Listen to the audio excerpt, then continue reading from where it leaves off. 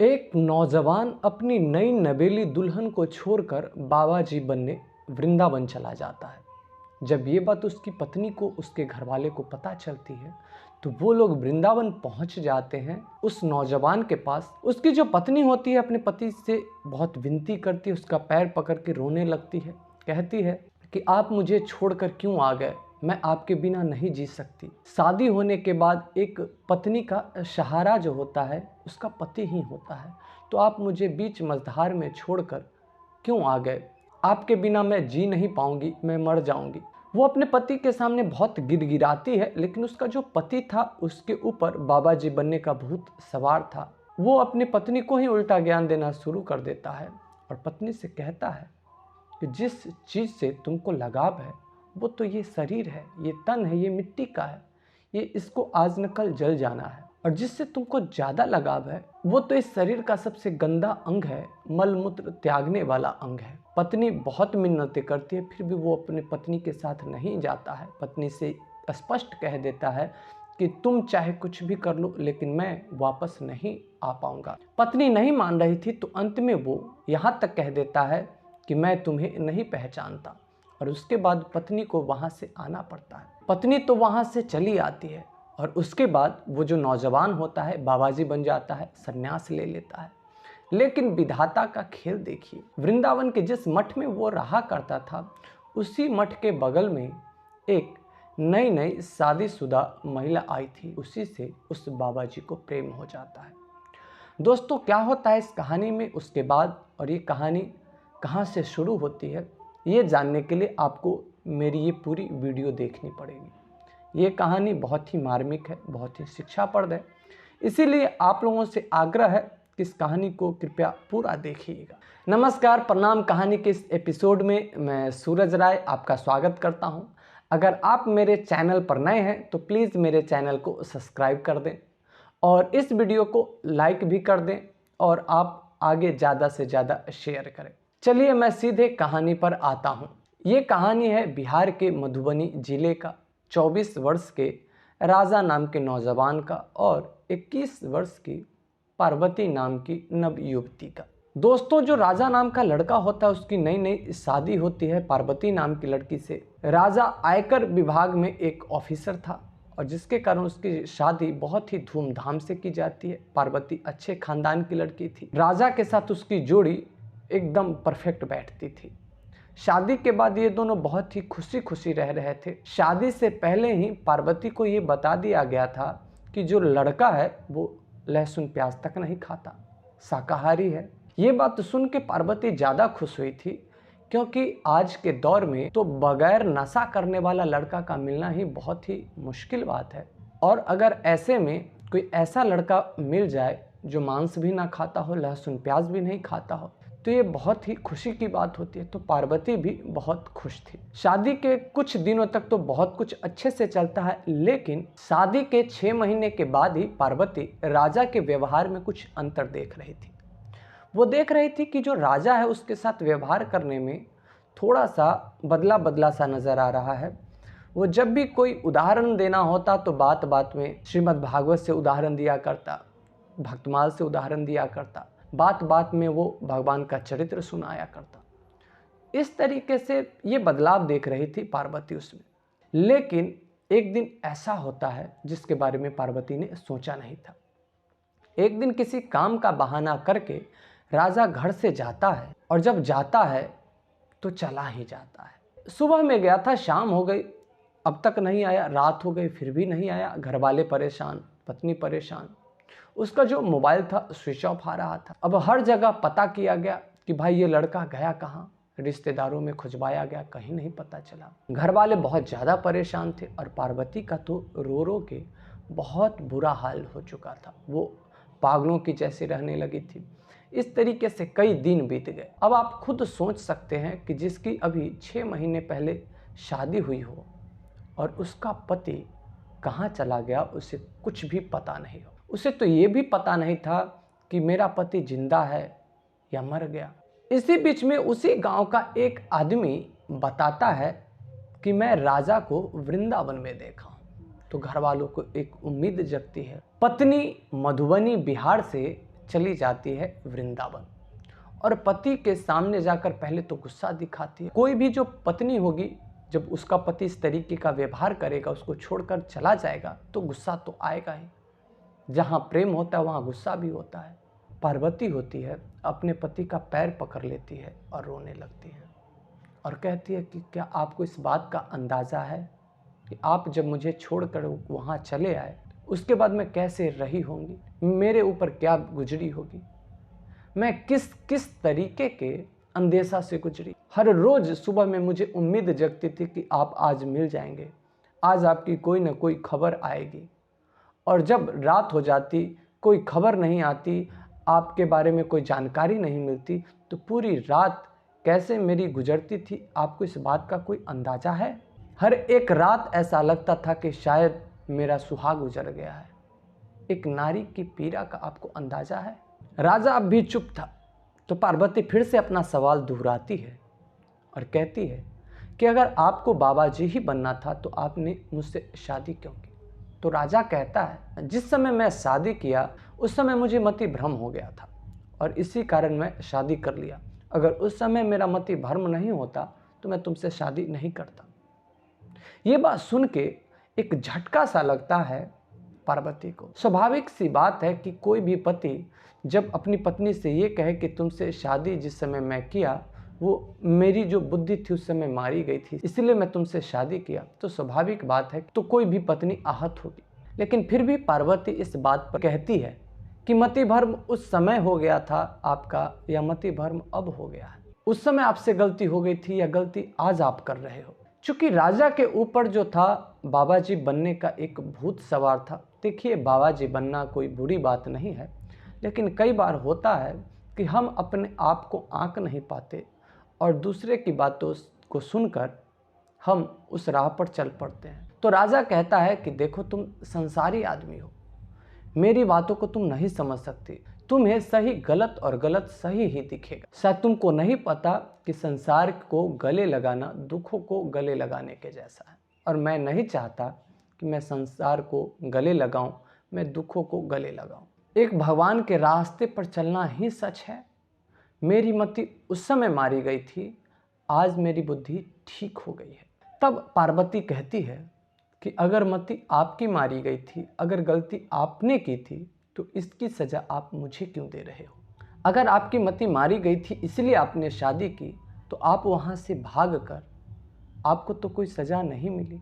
आपको तो वहाँ पर भी बल्ले बल्ले था जब आप मेरे साथ थे, और अब आप जब बाबा जी बनने आ गए तब भी आपकी बल्ले बल्ले है। लेकिन गलती की आपने और उसकी सज़ा मुझे क्यों? तो फिर राजा पार्वती से कहता है कि कैसी सज़ा? जिसे तुम सज़ा कह रही हो ये सज़ा नहीं है। तुम्हें भगवान ने एक अवसर दिया है कि तुम इस दुनिया से पार चले जाओ, तुम भी अपना कल्याण कर लो। क्योंकि अगर मैं तुम्हारे साथ रहूँगा, कुछ दिन बाद बाल बच्चे होंगे, तुम भी उसमें फंस जाओगी, मैं भी फंस जाऊँगा। तो मैं भी भगवान के राह पर चल पड़ा हूँ, तुम भी भगवान के राह पर निकल जाओ। फिर पार्वती कहती है कि मुझे संसार से बाहर नहीं निकलना, मुझे आप चाहिए बस। आपने मेरा हाथ थामा है और आप मुझे इस तरीके से छोड़कर नहीं जा सकते, मुझे आपके साथ जीवन बिताना है। तब राजा पार्वती से कहता है कि तुम जिससे प्रेम कर रही हो ये हाड़ मांस का लोथरा है, ये आज न कल मर जाना है और आज न कल इसको जल जाना है। तुम इस हाड़ मांस के पुतले से राग रखती हो, मोह रखती हो, इससे प्रेम करती हो, इसको त्यागो, इसको तुम त्यागो, इसमें कुछ नहीं रखा हुआ, ये तो हड्डी है, मांस है, अगर इसको कुछ दिन काट कर छोड़ दिया जाए तो महक जाता है, इससे तुम प्रेम करती हो।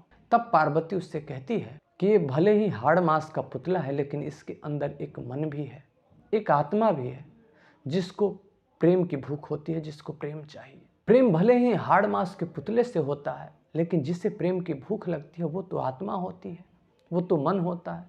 मेरे अंदर भी तो मन है।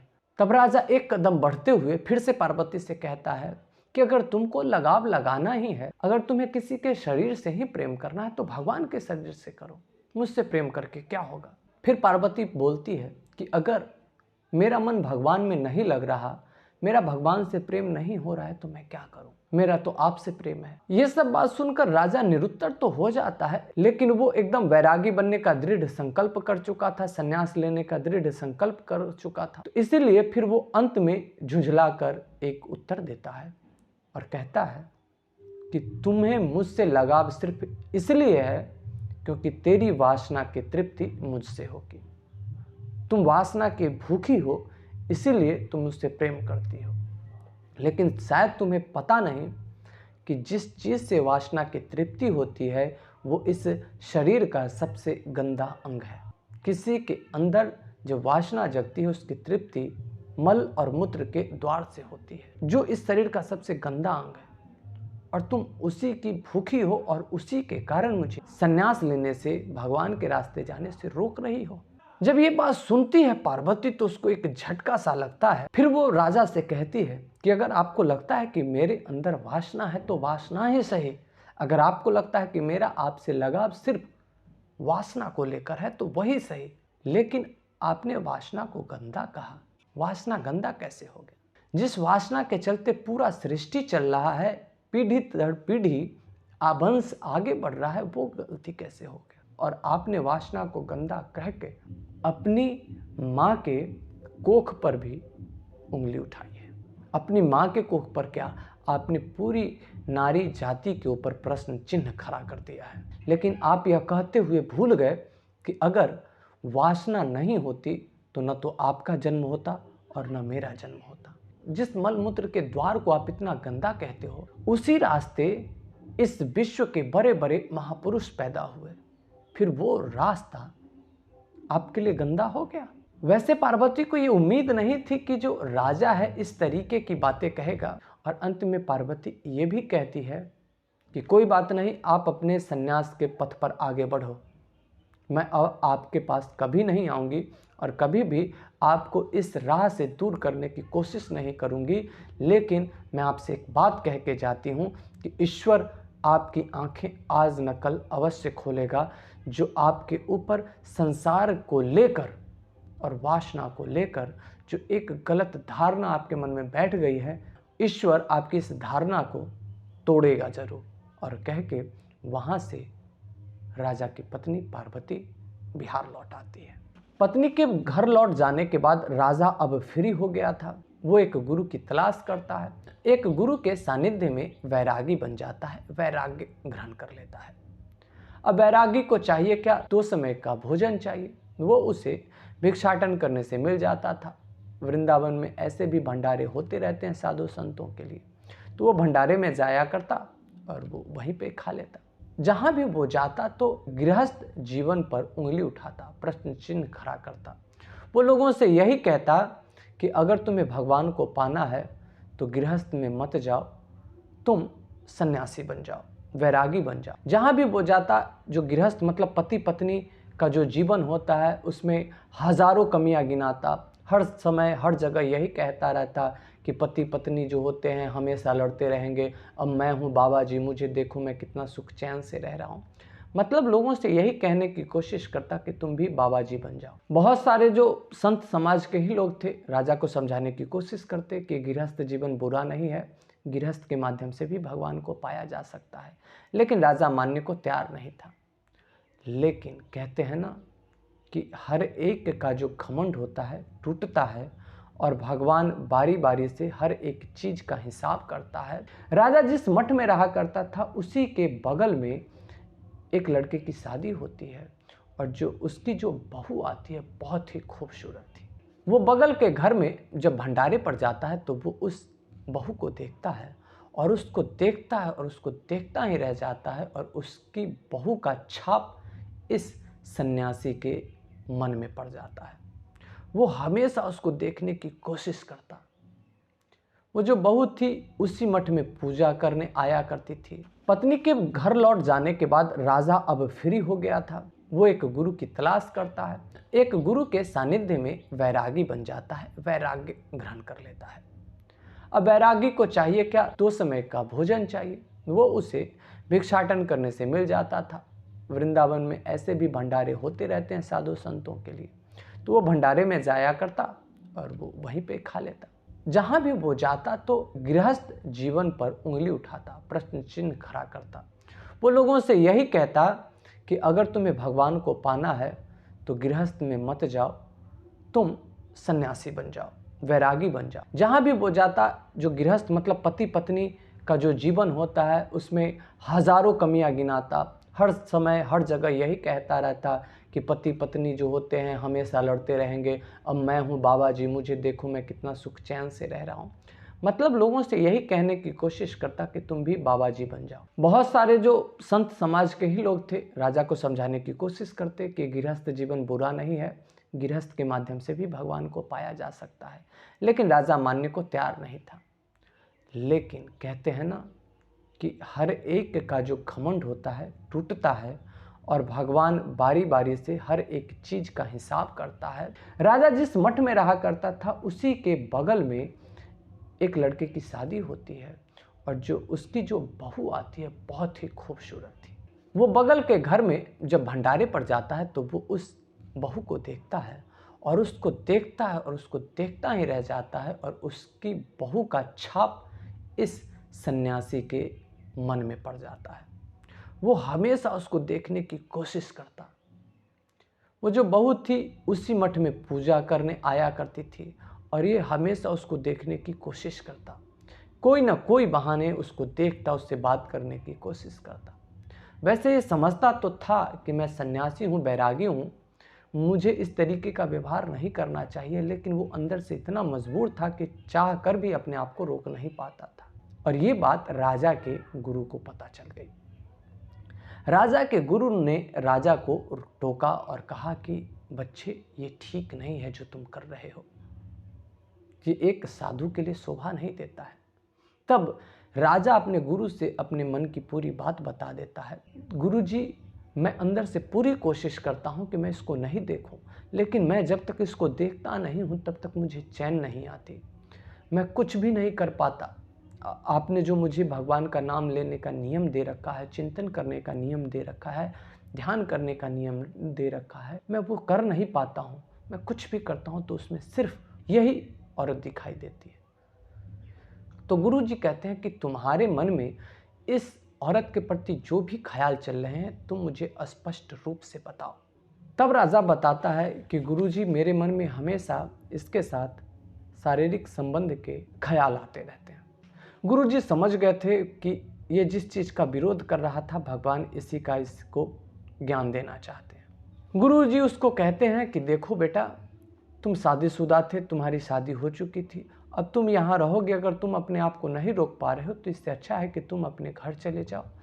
तुमने बैराग लिया है और बैराग वेश को छोड़ा जा सकता है गुरु के आदेश पर, तो तुम घर चले जाओ और तुम अपने पत्नी के साथ रहो, क्योंकि सन्यास को छोड़ देना उतना बड़ा अपराध नहीं है जितना कि सन्यास लेकर किसी स्त्री के साथ कुछ गलत करना अपराध है। गुरु की बात मानकर वो अपने घर आ जाता है। जब वो अपने गांव में आता है, ये खबर गांव में फैलती है तो चारों तरफ खुशी का कोई ठिकाना नहीं रहता। सारे लोग यही कह रहे थे कि पार्वती का नसीब ठीक है जो उसका पति बाबा जी बनने के बाद भी लौट कर आ गया। सारे लोग राजा से कहते थे कि बहुत अच्छा किया जो तुम वापस आ गए, तुमको नहीं पता कि तुम्हारे बिना तुम्हारे घर में तुम्हारी माँ का, तुम्हारी पत्नी का क्या हाल था। तुम्हें गए हुए भले ही 1 साल हुए हैं, लेकिन तुम अपनी पत्नी को जाकर देखो, उसका शरीर कितना कमज़ोर हो गया है, हमेशा वो रोती ही रहती है। आज जब रात हुई तो पार्वती का जो कमरा था उसको बहुत अच्छे से सजाया गया था। पार्वती ने अपने कमरे को बहुत अच्छे से साफ किया। जब रात हुई तो राजा और पार्वती एक ही बिस्तर पर लेटे। तब पार्वती राजा से पूछती है कि आपने तो सन्यास ले लिया था, फिर आप यहाँ वापस क्यों आ गए? आपने सन्यास को छोड़ दिया? तब राजा कहता है कि नहीं, सन्यास को मैं गुरु के आदेश पर कुछ दिनों के लिए छोड़ा हूँ। चूँकि मैं वासना से बुरी तरीके से प्रभावित हो गया था। वो अपनी पूरी कहानी बताता है, जो वहाँ पर मठ पर बगल की औरत के साथ उसका लगाव हुआ तो वो बताता है। और फिर कहता है कि मैं तुम्हारे साथ राजा भर्तृहरि की तरह भोग भोगना चाहता हूँ और फिर मैं फिर से वापस सन्यास जीवन में लौट जाऊँगा। तब पार्वती तिलमिला उठती है और तब उत्तर देती है कि मर्द कब तक औरत पर अत्याचार करता रहेगा। जब मन हुआ तब उपयोग किया और जब मन हुआ तब छोड़ दिया। Use and throw. सिर्फ मन और शरीर मर्दों के पास है, औरत के पास कुछ भी नहीं। औरत की भावना का कोई कदर नहीं। आपका मन हुआ तो आपने शादी की, आपका मन हुआ आपने संन्यास ले लिया, और आपका मन हो गया तो आप फिर से आ गए मेरे पास, और फिर आपका मन होगा तो आप छोड़ के चले जाएंगे। इसमें मेरे मन का कोई वैल्यू नहीं। जब आपने मुझसे शादी की और शादी करने के बाद आप भागे, आपने मेरे मन के बारे में पूछा, उसके बाद आज वापस आ गए और कह रहे हैं कि मुझे तुम्हारे साथ सोना है। क्या आपने मेरे मन से पूछा? और फिर जब आप यहाँ से चले जाएंगे उस समय क्या आप मेरे मन से पूछेंगे? एक औरत के मन का कोई महत्व नहीं, कोई मोल नहीं। तो राजा कहता है कि मैं अपने मन से नहीं आया हूँ, ये गुरु का आदेश है। अभी जो पार्वती थी उसका जो पारा था बहुत हाई हो चुका था। पार्वती उत्तर देती है कि वो आपके गुरु हैं, मेरे गुरु नहीं। उनके आदेश का पालन आप करिए, मैं नहीं करूँगी। अब राजा फिर से कहता है, देखो मैं किसी दूसरे औरत के साथ तो नहीं सो सकता ना, तुम मेरी पत्नी हो तो मैं तुम्हारे साथ सो सकता हूँ, इसमें कुछ भी गलत नहीं। तब पार्वती कहती है कि मैं अपने पति के साथ तो सो सकती हूँ, लेकिन आप जैसे सन्यासी के साथ नहीं सो सकती। आप पहले मेरा पति बन के आइए, फिर मैं आपके साथ सोऊंगी। आप जो भी करना चाहें कर सकते हैं, लेकिन आप इस तरीके से सन्यासी बन के मेरे साथ नहीं कर सकते। और आज पार्वती को पता नहीं कि अंदर से कहाँ से इतनी नॉलेज आ गई। उसे ऐसा लग रहा था कि सिर्फ आवाज़ उसका है, लेकिन नॉलेज जो है, जो बातें कही जा रही है, ये कोई और बोल रहा है। अगर आपने कहा कि मेरे अंदर वासना है, तो वासना ही सही, लेकिन वासना कोई पाप तो नहीं, मैंने कोई पाप तो नहीं किया था। वासना तो पाप तब है जब उसका गलत समय पर गलत व्यक्ति के साथ इस्तेमाल किया जाए। वासना, आपने वासना को गलत कह दिया। वासना तो स्वाभाविक है, हर एक के पास है। साधु संत इसको कंट्रोल करके रखते हैं, लेकिन जो गृहस्थी इस वासना को भोग तक लेकर चला आता है, वो पापी तो नहीं है, क्योंकि उसने कोई पाप नहीं किया है। और ये आपका कैसा है? जब वासना जगी तो भोगने आ गए, जब वासना शांत तो छोड़ के भाग गए।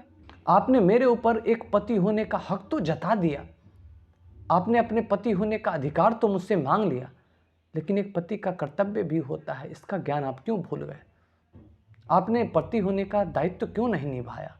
आपको लगता है कि आप संन्यास लेकर भगवान की तरफ भागे हैं। संन्यास बहुत अच्छी चीज़ है, लेकिन अपने कर्तव्यों से भागकर जो संन्यास लेता है, ये अच्छी चीज़ नहीं है। आप अपने कर्तव्यों को छोड़कर भागे थे, अपने कर्तव्य से डरकर भागे थे। भगवान की तरफ जाना संन्यास है, ये अच्छी बात है, लेकिन दुनिया से डरकर भगवान की तरफ जाना ये बुरी बात है। जो ये सोचकर संन्यास लेते हैं कि मैं दुनिया में जाऊंगा तो इस तरीके का मुझे दुख उठाना पड़ेगा, इससे अच्छा है कि मैं भगवान की तरफ चला जाऊं, तो ये दुनिया से डरने का रास्ता है, ये संन्यास का रास्ता नहीं है। जो यह सोचते हुए भगवान की तरफ जाए कि दुनिया में इतना दुख है और भगवान के रास्ते पर चलने में इससे ज़्यादा कष्ट है, और फिर भी मैं भगवान को चुनूंगा, तब वो भगवान का भक्त हुआ, भगवान का प्रेमी हुआ। आपने तो वही काम कर दिया कि कोई दो लड़की है, दो लड़की में जिस लड़की को पाना आसान है उस लड़की की तरफ चल दिया। इसको प्रेम नहीं कहते। सच्चा प्रेम की कसौटी तो ये है कि जिस लड़की को पाना बहुत ही मुश्किल हो और तब भी आप उस लड़की को पाने के लिए चल पड़े। जिस कर्तव्य को छोड़कर आप भागे, वो कर्तव्य भी तो आपको भगवान ने ही सौंपा था। अगर आप कर्तव्य को भी पूरा करते तो भगवान इसी से खुश हो जाते और हो सकता है कि आपको मिल जाते। लेकिन ऐसा वही कर सकता है जो निष्ठावान हो, आप जैसा भगोरा नहीं कर सकता है। इस संसार में, इस गृहस्थी में मेरे साथ आपको समस्या हुई तो आपने संन्यास ले लिया। जब संन्यास लेने के बाद आपके अंदर वासना जगी तो फिर से यहाँ वापस आ गए। आप भगोरे हैं, आप भगोरे हैं। आप समस्या का समाधान करने वाले नहीं हैं, समस्या का सामना करने वाले नहीं हैं। यहाँ पर फिर से समस्या होगी, आप यहाँ से फिर से भाग जाओगे।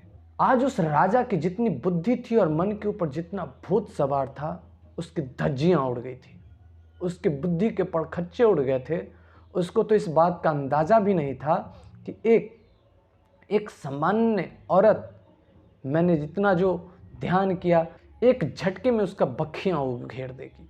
राजा को लगता था कि उसकी समझदारी बहुत ही ऊंचे लेवल की है, लेकिन आज उसकी पत्नी की बातें सुनकर उसकी जो अपनी समझदारी थी वो एकदम बहुत ही कम मालूम पड़ती थी। और उसके बाद अंत में फिर पार्वती बोलती है कि अगर आप मेरे पति बन के मेरे साथ रहेंगे तो मुझे कोई आपत्ति नहीं है, लेकिन मैं एक सन्यासी के साथ नहीं रह सकती।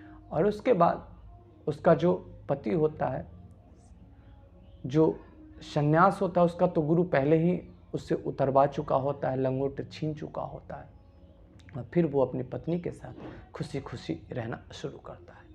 दोस्तों, कैसी लगी आपको ये कहानी, आप हमें कमेंट करके ज़रूर बताइएगा। जब भी आप कमेंट करें तो आप अपना नाम अवश्य लिखें। और आपने मेरी वीडियो को अंत तक देखा, इसके लिए आपका बहुत बहुत शुक्रिया।